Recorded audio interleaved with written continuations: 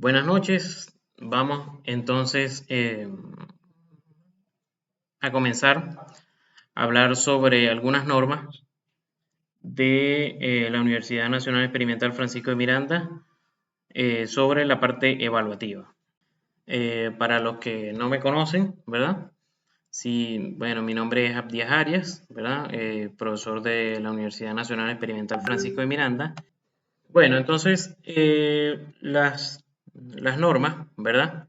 Están basadas, las normas, los artículos que vamos a hablar hoy, están basadas en las normas complementarias y resoluciones sobre evaluación de los aprendizajes que fueron escritas el 24 de enero, aprobadas el 24 de enero de 1980, ¿verdad? Esas son, vamos a decir, las normas en general de evaluación y ellas, algunos artículos se han ido modificando y los últimos, ¿verdad? Los últimos que se han modificado están en las normas transitorias de evaluación de los aprendizajes del área de ciencia de la salud, aprobadas el 9 de febrero del 2009. Entonces, van a ver algunos artículos, ¿verdad? En las láminas que arriba voy a haber colocado si son normas complementarias, si está basado en las normas complementarias o está basado en las normas transitorias. Como se darán cuenta, las normas transitorias son las más actualizadas. Ok, entonces vamos a comenzar, ¿verdad? Con el artículo 4 de las normas complementarias, donde nos dicen que los planes de estudio de la universidad, ¿verdad? En las diferentes carreras se organizan bajo el sistema semestral y se establece como referencia la unidad de crédito. Voy a explicar un poquito sobre la unidad de crédito porque a veces no sabemos qué es la unidad de crédito. A los efectos de equiparación de las universidades nacionales y extranjeras de determinados los periodos académicos, se establece que el semestre es de 16 a 18 semanas hábiles. Entonces, aquí tenemos un ejemplo, ¿verdad? De un semestre que está arreglado en el programa de toda la carrera. Fíjense que en el primer semestre, ¿verdad? Vemos estas 5 materias que están compuestas por horas, ¿verdad? Tanto teóricas como prácticas, y se le asignan unidades de crédito. Se le asignan unidades de crédito. Estas unidades de crédito están basadas más o menos en las horas de clases que se le dedican. Entonces, mientras más horas de clase se le dedica a esa materia, por ejemplo, Morfofisiología 1, ¿verdad? Fíjense que tienen 15 horas semanales, entonces lleva 8 unidades de crédito. Por ejemplo, en el séptimo semestre, cuando se entran a las prácticas clínicas o a lo que normalmente llamamos las clínicas, ¿verdad? Fíjense que son 60 horas semanales, porque prácticamente es una sola materia, pero que conlleva varias a la vez, porque es a la que te vas a dedicar todo el semestre. Y entonces vale lo que son 15 unidades de crédito. Entonces, fijémonos aquí que el artículo 7 nos dice que la apreciación cuantitativa del estudiante se mide en unidades de crédito semestral como referencia. Entonces, fíjense que una hora de clase teórica equivale a una unidad de crédito. 2 o 3 horas de laboratorio, taller, equivalen a una unidad de crédito. Todo está en el reglamento de la UNED. Entonces, por eso es que les decía que las unidades de crédito finalmente están basadas en las horas que se le dedican semanal a esa materia. Entonces, después de eso, ¿verdad? Debemos saber lo que es el índice académico, que en otras palabras es el promedio que uno lleva. Lo que pasa es que no se usa la palabra promedio porque en verdad no es un promedio de todas las notas. No es como en bachillerato, donde el promedio de mi año se basaba en un promedio de las notas de deporte, de inglés, de matemática, de física, química, se sumaban todas las notas y se dividía por el número de notas. Aquí no. Aquí se basa en las unidades de crédito. Por lo tanto, las materias que más tengan unidades de crédito, más van a valer para cuando voy a sacar el índice académico. Fíjense que es el coeficiente indicativo del nivel de aprovechamiento general del alumno. Se calculará hasta el último periodo cursado en forma acumulativa. Se obtiene ponderando unidades de crédito de la siguiente manera. Se toma el número de unidades de crédito de la asignatura, que el alumno haya tomado por el valor cuantitativo correspondiente a la calificación obtenida. Entonces, luego se hace una sumatoria de dichos productos y se divide por la sumatoria de los créditos cursados. Entonces, fíjense aquí, por ejemplo. Tengo trabajo comunitario 4 aquí, ¿verdad? Que entonces vale 6 unidades de crédito. Entonces, supónganse que yo saco 10, ¿verdad? En trabajo comunitario. Entonces, multiplico 6 por 10, que es la nota, y eso me da 60. Entonces, bueno, saqué en patología 1, saqué 10 también. Entonces, eso se multiplica 4 por 10 y me da 40. Entonces, ese 60 más 40, por ejemplo, si estas fueran las dos, no, supónganse que yo nada más en ese semestre vi esas dos materias. Entonces, 60 más 40 me da 100. Entonces, ese 100, ¿verdad? Yo lo divido entre la sumatoria de las unidades de crédito.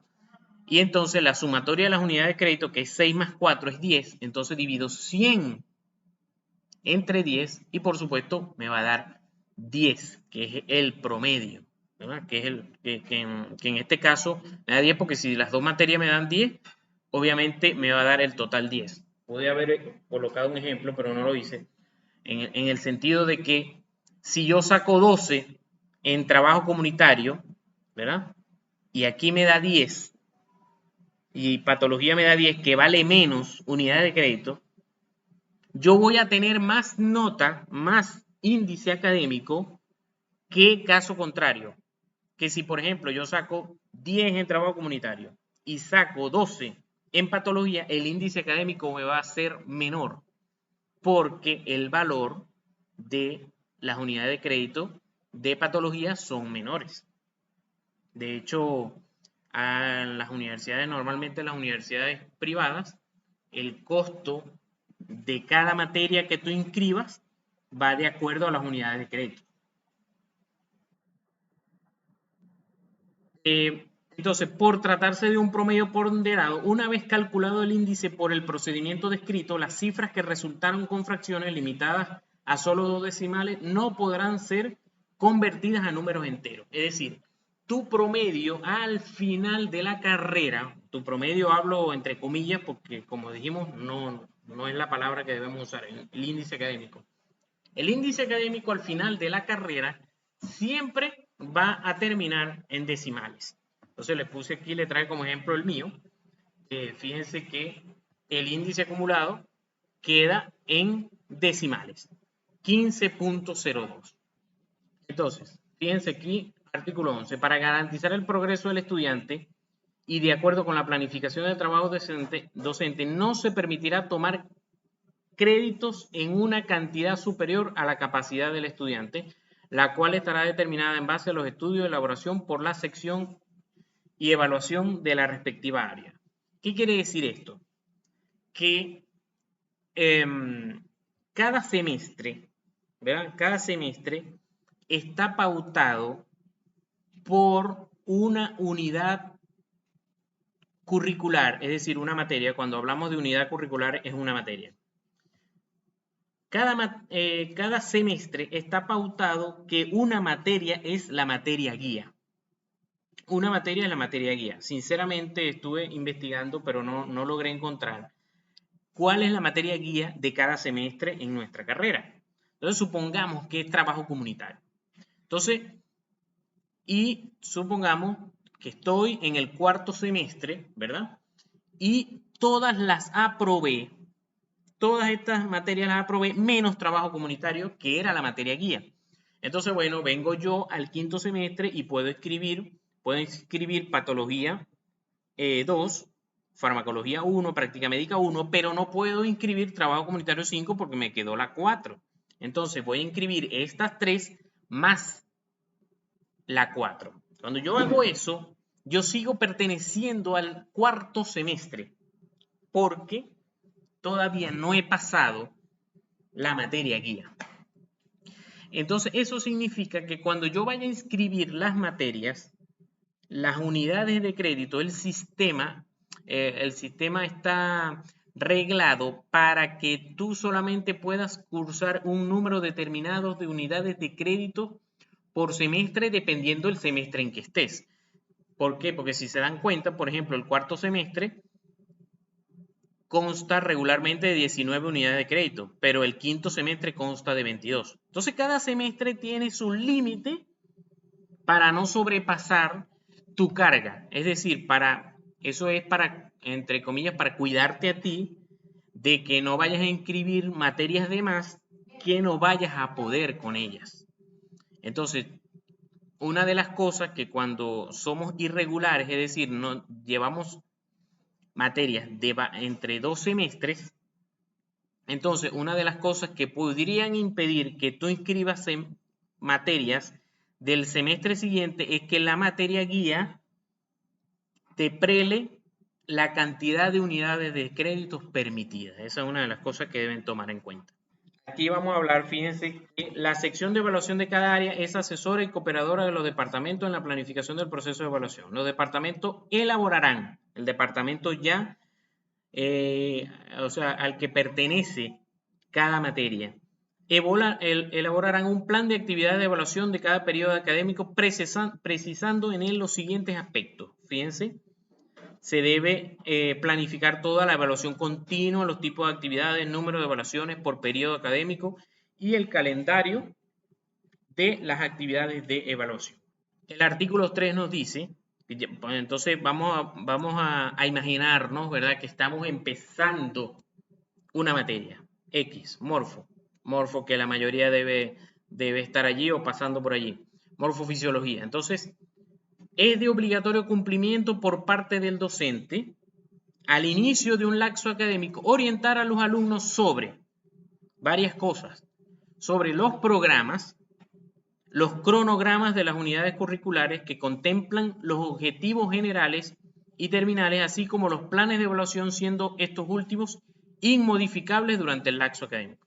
¿Qué significa eso? Primero, nosotros debemos conocer el programa de la materia. ¿Qué me trae los objetivos generales y específicos que yo debo cumplir, que yo como estudiante debo cumplir, debo desarrollar y aprenderlos para yo poder aprobar la materia? Entonces, primero, en cada materia ustedes deben saber cuál es el programa de la materia que contiene los objetivos. Luego, ese mismo día de bienvenida, ¿verdad?, de la clase, que no es solamente para echar cuentos, sino que siempre yo les digo a mis estudiantes cuando comienza una materia, ese es el día cuando se dice cuáles son las reglas del juego. Si vamos a jugar béisbol, si va, cada inning se termina cuando son 3 outs o 4 outs, nos ponemos todos de acuerdo. Ese día nos ponemos todos de acuerdo. El que no fue, bueno, perdió. Entonces, ese día es muy importante porque se fijan todas las reglas, cómo se van a manejar las cosas entre el estudiante, entre los estudiantes y el profesor. Y lo otro son los planes de evaluación, es decir, los porcentajes que va a llevar cada unidad, entonces dentro de la unidad, los porcentajes que van a llevar cada examen. Y por supuesto, si es posible, el cronograma. El cronograma muchas veces está sujeto a que, bueno, que si los días feriados, que si sucede esto, aquello, eso puede cambiar. Pero lo que no puede cambiar, es inmodificable, es el plan de evaluación. Es decir, los porcentajes que se dan el primer día. Entonces, fijémonos, por ejemplo, aquí está el programa de introducción a la práctica médica, que es una materia que vemos en el cuarto semestre. Entonces, fíjense, aquí está, objetivo didáctico. Y entonces, esta es el primer tema, normalidad. Entonces, contenido conceptual, procedimental, actitudinal. Entonces, aquí en el conceptual, entonces, estos son los objetivos que se deben cumplir en esa clase. Concepto de normalidad estadística, normalidad médica, biológica y variabilidad biológica, curva de Gauss, aplicación e importancia. Es decir, para dejarlo más claro, si se te asigna un seminario, ¿verdad? Se te asigna un seminario, tú tienes que dar la clase de normalidad. Entonces, a veces puede suceder que el estudiante no sepa. ¿Qué abarca esa clase que yo nunca había escuchado de eso? Bueno, entonces para eso está el programa que se debe solicitar el primer día y allí están los objetivos que tú vas a desarrollar. Ya ahí es, a eso se refiere, ¿verdad? Que se debe orientar a los alumnos sobre los programas y cronogramas, las unidades curriculares. Es esto, saber de cada unidad. Igual en morfofisiología son 60 temas. Bueno, todos los 60 temas tienen sus objetivos específicos que se deben cumplir a medida que vamos pasando por la materia. Fijémonos aquí, la prueba, entonces aquí vamos a hablar un poquito ya ahora del plan de evaluación. Entonces fijémonos que el artículo 43 de las normas complementarias, que la prueba parcial aportará un peso porcentual de la nota del periodo correspondido entre 20 y 50%. Si un parcial está en 10%, está fuera de la norma. Si un parcial vale más del 60, si vale más del 50%, es decir, vale el 60, el 70%, está fuera de la norma. ¿Ves? Entonces, está la norma en que esto debe estar, el parcial, un examen parcial debe estar entre 20 y 50%. Entonces, fíjense, las calificaciones correspondientes a lo demás, pruebas corta duración, o sea, los quizzes, lo que llamamos normalmente quizzes, trabajo de campo, exposiciones, intervenciones, cualquier otra actividad, a la evaluación parcial representará el porcentaje restante al emitido de la misma. Por supuesto que entonces sí, el parcial es 40%, el resto es el 60%. Y ese porcentaje lo establecerá el profesor al inicio del semestre. Entonces, por eso es que volvemos a lo que les dije. El primer día se fijan las pautas para saber cómo van a ser las reglas del juego. Entonces aquí está, porque aquellas eran las normas complementarias, aquí en las normas transitorias, igual está escrito en el artículo 11 y 12, que es las normas que están, vamos a decir, actualizadas. Entonces aquí están ejemplos de un plan de evaluación. Entonces, morfofisiología 3, ¿verdad? Tiene 4 unidades y entonces el profesor coloca el porcentaje que puede valer cada una. Por ejemplo, sistema nervioso que tiene 20 temas y algunos pueden tener hasta 10, los otros pueden tener hasta 10, entonces se le podría poner hasta un porcentaje mayor porque tiene más temas. Podrías poner hasta 35 y quitarle este porcentaje a este, dejar este en 20, este en 20 y así. Pero eso se hace al principio. Tú lo puedes modificar, o sea, el profesor lo puede modificar al principio cuando está dando la bienvenida. Pero, como vimos en el artículo allá, si empieza la materia, ya eso es inmodificable. Ya eso es inmodificable. Entonces, dentro de cada unidad, el estudiante debe conocer qué porcentaje vale cada actividad evaluativa. Sean los quizzes, cuánto porcentaje valen, si hay un seminario, cuánto es porcentaje, y si el parcial, cuánto vale. Que en este caso el 50%, el parcial, la acumulativa es el otro 50%, me da 100%, que finalmente van a ser la nota de la primera unidad, y así sucesivamente. En el caso de introducción a la práctica médica, son 2 unidades, cada una vale 50%, y entonces ahí dentro de cada unidad hay diferentes evaluaciones, diferentes a una materia que es más que todo teórica, que entonces está ahí se toma en cuenta el porcentaje de la asistencia, que no se toma aquí, porque, o sea, se toma aquí solamente si en Morphus cuando hay prácticas. De resto, si es pura teoría, no es necesario dar puntos de asistencia. Yo siempre he dicho, prácticamente en la universidad todos son mayor de edad, todos están estudiando la carrera porque quieren, es decir, que yo no tengo por qué estar premiando si vas a la clase o no. En el caso de introducción a la práctica médica, sí lo debo ponderar porque es parte del objetivo de introducción a la práctica médica de la semiología que tú asistas a la materia, porque debes ser responsable, así como llegarás a ser responsable con tus pacientes, que vayas al consultorio a verlos, etcétera, etcétera, etcétera. No me voy a extender. Bueno, igual las historias clínicas, la participación, etcétera. Entonces, bueno, ahí está el 25%, el porcentaje del parcial, y que todo finalmente va a dar a la unidad. Fijémonos aquí. Se denomina prueba todo tipo de actividad encaminada a comprobar, controlar, medir o evaluar el grado de progreso en cualquier aprendizaje. Entonces, siempre hemos escuchado aquello que dice que la nota no nos califica. Si sacamos 20, eso no quiere decir que somos los más inteligentes del salón. Si sacamos 0,1, no quiere decir que somos los más brutos del salón. Y entonces a veces no estamos acostumbrados a sacar 18, 19, 20 y de repente sacamos 14 y nos ponemos tristes. En cambio, más bien otro que tiene 14, que está acostumbrado a sacar 10 y saca 14 y se pone contento.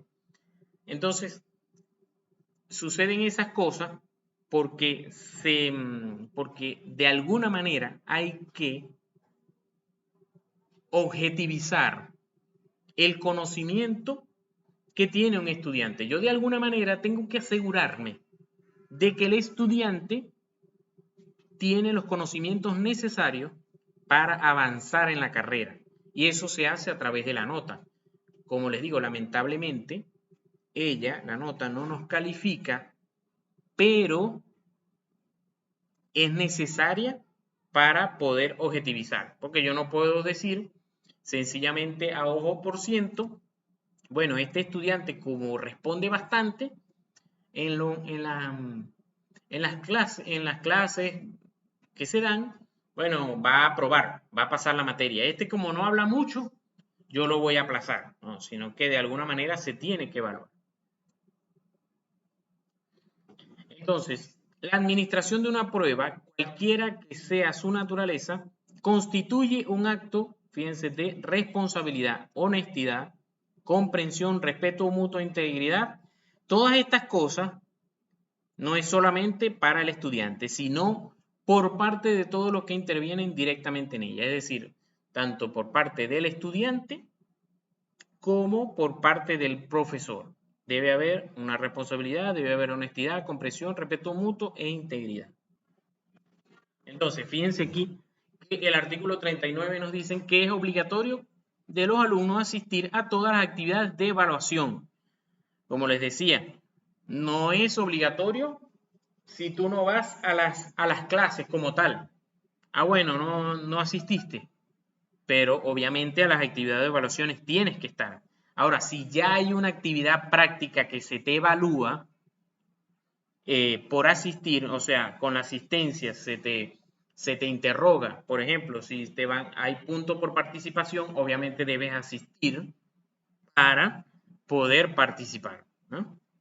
Entonces ya entrando un poco, ¿verdad?, en lo que es el momento de los exámenes. Y esta es una de las preguntas que frecuentemente hacen.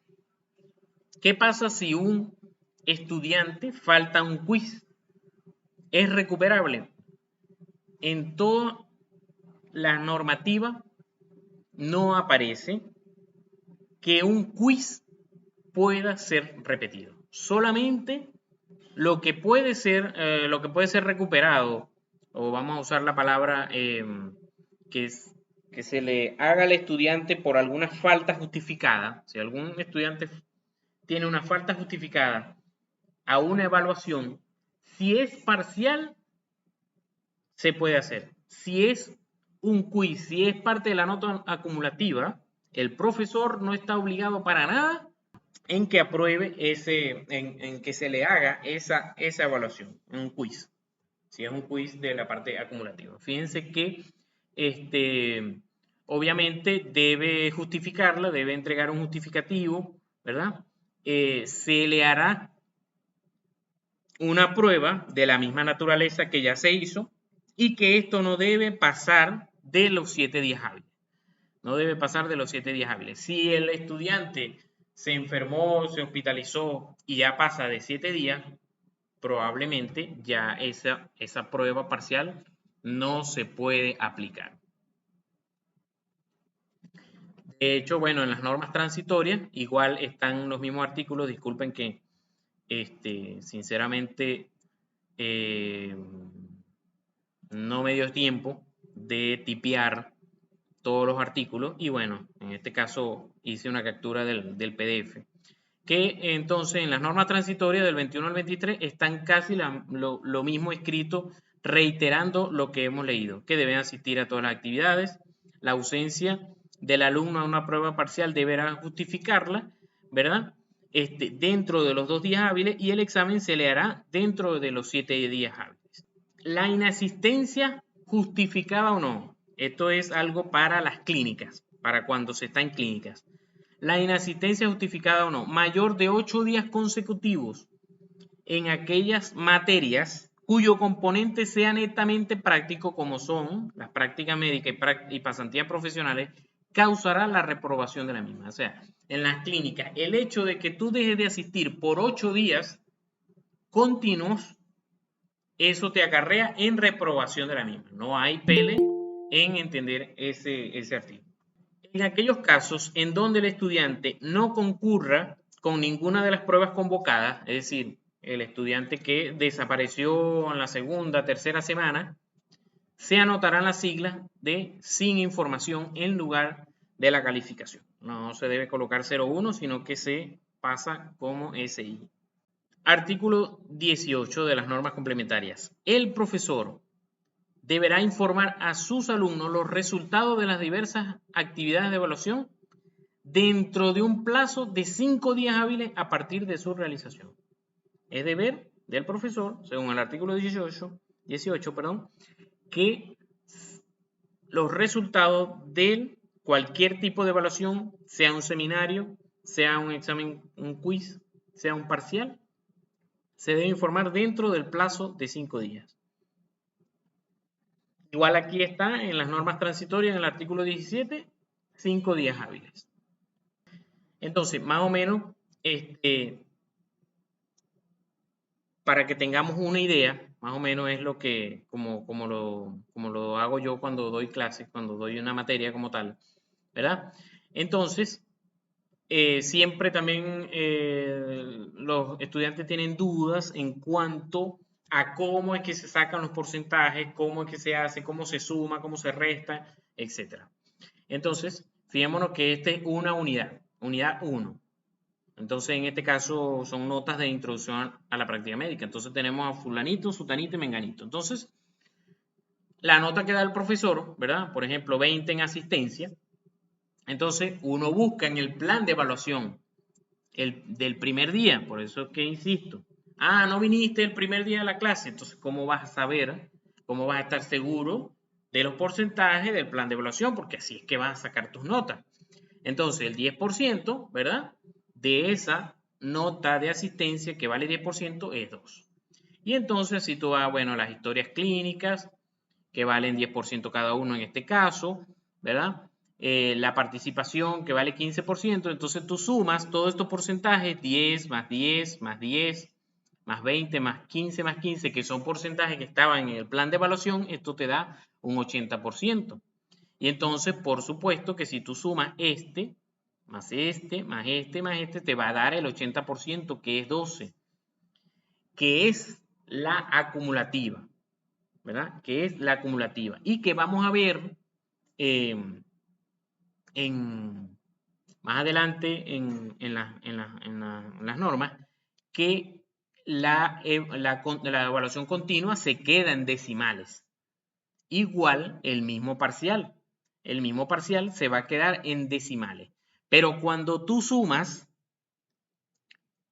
la acumulativa más el parcial, que te da la nota de la unidad completa, esa nota sí debe ser aproximada. Sí debe ser aproximada y es la que finalmente, esta es la nota de la unidad y es la que finalmente se le va a sacar el porcentaje, que en el caso, si se acuerdan un poquito, que en introducción a la práctica médica lo tenía en 50% porque eran 2 unidades, y en el caso de morfofisiología, como eran 4 unidades, eran 25%, entonces se le saca a esta nota el 25%, obviamente no va a quedar en 7.5, sino que va a quedar en menos, en 3,75 por ahí.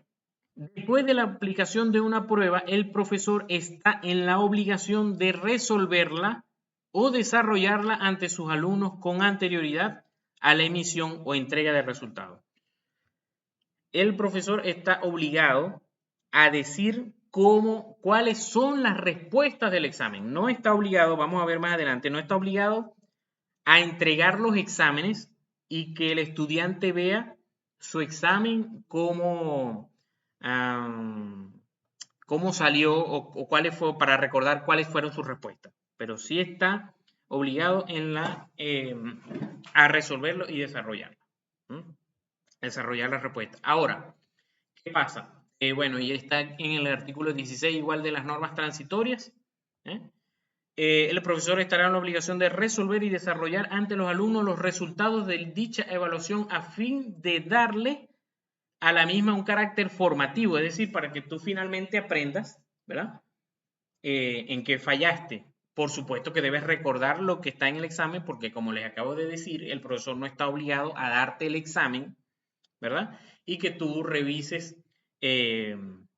tú ponderes con las respuestas que está dando el profesor, sino que te debes acordar.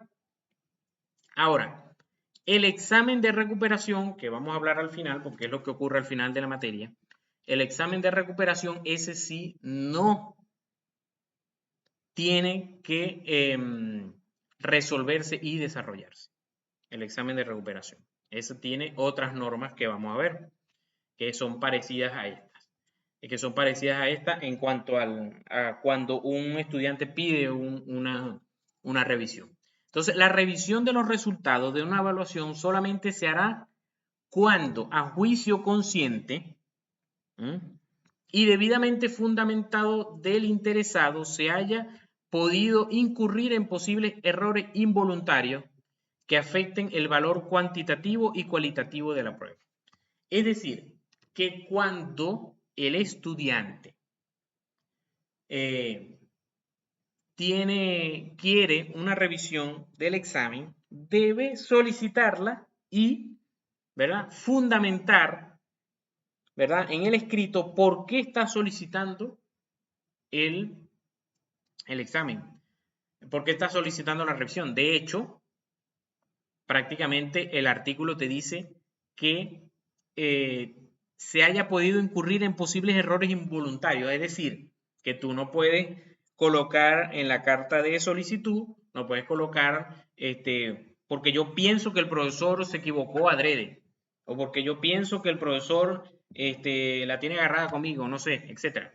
No puedes hacer eso porque tú tienes que pensar siempre, ¿verdad?, en que puede haber un error involuntario,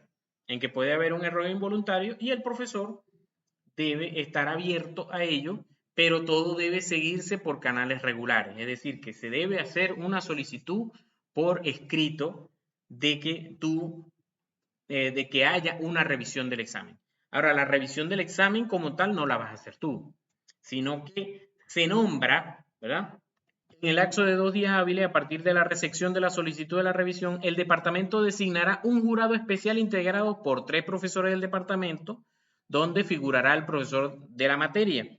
Dicho jurado hará la revisión y producirá un acta dentro de 3 días hábiles siguientes y la entregará al departamento, siendo su resultado inapelable. Es decir, que supongamos que tenemos entonces morfofisiología, que es dado por 3 profesores. Y entonces yo soy el estudiante y en un examen que se me realizó, yo tengo dudas, paso mi solicitud y los profesores, o sea, el profesor con los otros se reúnen, ¿verdad? Se nombra un jurado que esté integrado por 3 profesores que estén en el mismo departamento, no que den la misma materia exactamente, porque pueden ser profesores, sí, o sea, esto está sucediendo en morfofisiología 3, pueden ser profesores de morfofisiología 2 o 1, ¿verdad? Entonces se nombra ese jurado, y entre ellos 3 revisan el examen. Y entonces luego se emite un acta que obviamente va al estudiante y ese resultado es inapelable. Que si sacaste menor nota, bueno, ya es, o sea, ya vamos a decir, fue un riesgo tuyo que tomaste porque tú estabas seguro, si apelaste, si solicitaste la revisión porque estabas seguro que te iba a salir más nota, pero bueno, ahora tienes menos nota, ya es inapelable, ¿eh? El departamento notificará por escrito al interesado. Como les acabo de decir, obviamente al estudiante se le pasa un acta diciéndole en qué resultó la revisión de su examen. Fíjense aquí, la revisión de los resultados de una prueba es un acto de reafirmación de lo expuesto del artículo 31 en este reglamento y se hará sobre las pruebas escritas aplicadas solo cuando, a juicio consciente y debidamente fundamentado por parte de los interesados, se haya podido incurrir en posibles errores involuntarios. Como les decía, puede ser un error del profesor, el profesor se puede equivocar. Es lo que sucede muchas veces cuando la mayoría reprueba. No es la regla. Pero si la mayoría reprueba un examen es cuando los estudiantes tienden a pedir una revisión. Eso es un ejemplo, ¿verdad? Entonces, pudiera ser si que un profesor diga, bueno, si yo tengo la razón, te bajo nota. No, finalmente, no va en consonancia, ¿verdad? Con que vamos a hacer la revisión a juicio consciente y que lo que habíamos dicho en el artículo que teníamos por aquí, que es el 31, que cita ese artículo, que la prueba constituye un acto de responsabilidad, honestidad, comprensión, respeto mutuo e integridad. Es decir, que finalmente el profesor debe estar abierto, siempre debe estar dispuesto, abierto a una revisión. Porque finalmente no vamos a tener nada que esconder si se hace todo con responsabilidad, honestidad, etcétera, que estamos leyendo en el artículo, pues. Bueno, este es igual en consonancia con las otras normas, con las normas transitorias. Ya leímos aquí. Igual este que se parece al anterior. Los jurados, los 3 días hábiles siguientes. Y la calificación que el jurado asigne a la prueba revisada es definitiva. Esta no será objeto de apelación. Artículo 38 de las normas complementarias. En el artículo 26, ¿verdad? Nos dice que el estudiante podrá cursar unidades curriculares de 2 semestres consecutivos siempre y cuando, como les decía, como les expliqué al principio, ¿verdad? Cuando puedes cursar materias de 2 semestres diferentes. Bueno, no debe haber prelación alguna. Por ejemplo, ¿qué es una prelación? Bueno, cada materia exige, aquí está, por ejemplo, trabajo comunitario 4, para tú ver trabajo comunitario 4, te prela trabajo comunitario 3. Es decir, que no, si tú no has aprobado trabajo comunitario 3, no puedes ver la 4. Si quieres ver patología 1, tienes que haber aprobado morfo 3. ¿Quieres ver inglés 4? De prela 3. Entonces, obviamente, para yo ver una de estas materias, no debe haber prelación. No debe coincidir ningún horario. Entonces, eso es lo que sucede a veces también. Sobre todo, yo siempre he dicho que el semestre más complicado para mí ha sido el cuarto semestre. Yo digo que tiene las 3 Marías porque tiene introducción a la práctica médica, micro 2 y pato 1, que son materias más o menos complicadas entre ellas. Entonces, bueno, finalmente te puede quedar una de esas, entonces tú avanzas. Entonces, bueno, por ejemplo, te quedó micro 2 y bueno, sencillamente ves las otras, no ves fármaco 1, ¿verdad? Pero quieres ver las otras y no te prelan, pero choca el horario. Resulta que cuando tú vas a introducir inscribiéndote, entonces puede chocar el horario de estas con estas. Entonces, no vas a poder inscribir todas estas, las que querías aquí, trabajo comunitario 5, patología 2, que iban bien, porque sencillamente chocan, por ejemplo, con con micro 2, que fue la que te quedó. Entonces, obviamente, vas a tener que quedarte con micro 2 y ver estas materias después. Debemos cumplir con estos requisitos: la prelación, no existir coincidencia de horario, índice de prosecución exigido y no sobrepasar las unidades de crédito, que fue lo que les expliqué también al principio. Ahora, fíjense esto: quedan exceptuadas aquellas unidades curriculares que realicen pasantías fuera de la ciudad. Y el típico ejemplo es que en quinto semestre, ¿verdad? Hay unas pasantías en trabajo comunitario que pertenecen a trabajo comunitario 5, unas micro pasantías que son de 2 semanas. Entonces, si a mí me quedó, ¿verdad?, introducción a la práctica médica. No vamos a poner introducción a la práctica médica, vamos a poner patología. A mí me quedó patología 1, ¿verdad? Pero las demás las pasé y por lo tanto aquí inscribí todas menos patología 2 y bueno, yo me voy a mi pasantía de trabajo comunitario 5, que siempre son las dos primeras semanas del semestre. Entonces, bueno, resulta que yo me fui, pero introducción a la práctica médica comenzó paralelo, o sea, obviamente los semestres comienzan el mismo día. Entonces, si yo me voy de pasantía estas 2 semanas y comenzó introducción a la práctica médica, introducción a la práctica médica avanza y cuando regresas ya han pasado 2 semanas. Entonces, te va a quedar la materia, porque faltaste 2 semanas a una materia que es casi completamente teórica. Vamos a decir un 60%, 70% son horas prácticas. Y entonces faltaste a eso, ¿ves? Entonces, por ello, ¿verdad? Esto quiere decir que si, sobre todo en las materias entre cuarto y quinto semestre, ¿verdad? No puedes sacrificar alguna materia del cuarto semestre por ir a las pasantías del quinto. Si eso te va a afectar, entonces no puedes ver trabajo comunitario 5, no puedes irte de la ciudad por más que fue a ir a una pasantía si tienes esta materia de introducción a la práctica médica.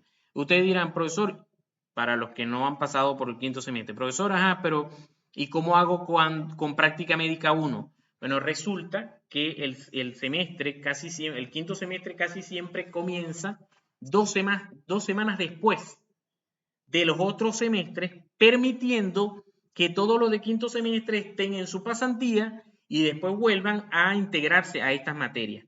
Pero cuarto semestre, tercer semestre, segundo semestre van a empezar de una vez. Y entonces debes, obviamente, tener cuidado con las materias que llevas atrás. Entonces, para retirar una unidad curricular, te permite hasta la 6ª semana, es decir, que tú inscribiste, ¿verdad? Tú te inscribiste y entonces tienes hasta 6 semanas para retirar la materia. ¿Por qué retirar la materia y no dejo que me quede sencillamente? Bueno, porque si no, eso te va a alterar el índice académico. Porque entonces en el índice académico, en tu materia, te van a colocar 0,1, te van a colocar sin información. Entonces eso te afecta el índice académico. Por lo tanto, es mejor retirarla si tú crees que finalmente no la vas a cursar, pues. Entonces, ahora vamos con la prueba de recuperación. ¿Qué es la prueba de recuperación? La prueba de recuperación es un examen que cuando terminas la materia, te queda como tal la materia, sacaste menos de 9.5, ¿verdad? Te queda la materia y entonces una de las unidades puedes recuperarla. Es decir, puedes presentar un examen que sustituya a una de esas unidades. No es un examen de reparación como en bachillerato en que presentas un examen de toda la carrera, de toda la materia de ese año. Eso no se puede. No se puede presentar un examen que te valga por todo el semestre. No, solamente se puede de una sola unidad. Entonces, de recuperación se aplicará una sola vez, se aplica una sola vez, no se puede repetir. no es de carácter obligatorio para el estudiante, solo es aplicable en las unidades curriculares, es decir, en las materias teóricas. Ajá, y en las prácticas, ¿cómo hacemos? Bueno, se puede, pero solamente recuperar la parte o el componente teórico de esa unidad curricular. ¿Mm? No es aplicable en las unidades curriculares prácticas, por supuesto, si es totalmente práctica la materia, bueno, te quedó automáticamente y se acabó. Y tampoco se puede recuperar el componente práctico de esas que son teórico-prácticas. Entonces, la calificación sustituirá la nota del periodo recuperado, solo cuando ésta sea superior a la calificación obtenida antes de realizar la prueba de recuperación. Es decir, que si sacaste menos, bueno, te quedas sencillamente con la nota que tenías anteriormente. Si sacas más, se te coloca, se te sustituye, pues. Bueno, este es el artículo 7 de las normas transitorias, a pesar de que lo ven así, pero cuando lo ven así es la norma transitoria que es las normas actualizadas del 2009. Entonces, artículo 50, los alumnos que resultaren aplazados podrán presentar pruebas recuperativas al concluir el semestre.